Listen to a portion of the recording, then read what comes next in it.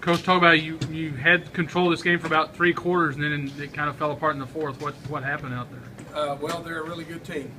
That's the first thing I can tell you. My hat's off to Mumford. We knew coming in, we had a game plan to slow the game down, be deliberate with every pass, burn 20 to 30 seconds off the clock each time, and we were able to do that.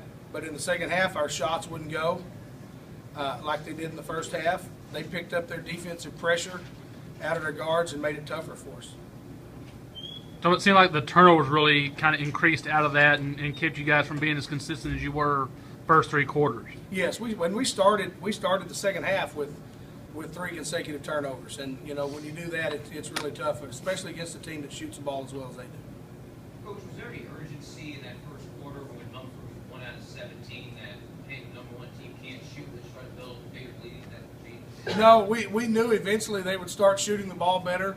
You know, teams like that shoot 60 to 70% from the field, they're going to shoot better before the game's over. What we had to do was limit the number of shots.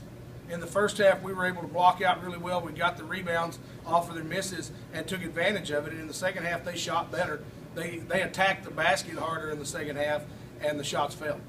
Coach, it seemed like that's just what it was. You did that all game, didn't you? I mean, the difference was those turnovers and particularly when the guards played. Yes, sir. Until the last 3 minutes of the game, we stayed with the game plan of taking the 20 to 30 seconds and then find a basket. But at that time, their shooting had gotten a lot better. The lead had started to increase. We had to speed things up a little bit, and we thought in a half court we could match up with them. But if they're running the floor, then we aren't going to be able to stop them. Brennan, talk about the first half. You guys were doing a good job, containing their athleticism, but they seemed to kind of get away from you guys in the second half.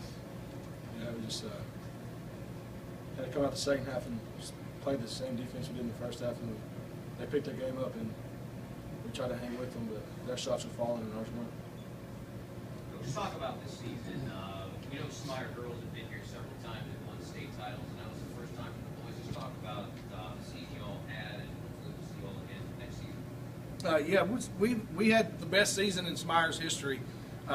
It started out well and continued well most of the season. Last year we lost at the regional tournament, and we kind of had a promise to each other that we were going to get past that game. Smyer had never been past the semifinal game at the regional tournament, and that had been on our mind for an entire year. And the kids did the things they need to do to make themselves better and be good enough to get past that. Let's talk about the senior class that's laid this foundation that's got you to the state tournament you can build off of in years coming here. Yes, I have 4 seniors this year,